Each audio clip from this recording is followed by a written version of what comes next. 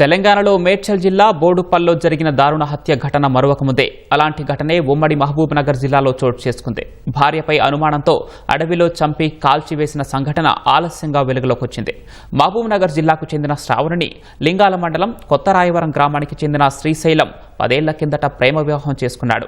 వీరికి 2 సంతానం కాగా కుటుంబ ఘర్షణల నేపథ్యంలో కొంతకాలంగా శ్రావణి పిల్లలతో మహబూబ్ నగర్లో నివాసం ఉంటుంది. ఈ నెల 21న భర్త శ్రీశైలం శ్రావణి దగ్గరకు వెళ్లి సోమశిల వెళ్లి వద్దామని నచ్చచెప్పి మోటార్ సైకిల్పై తీసుకువెళ్లాడు.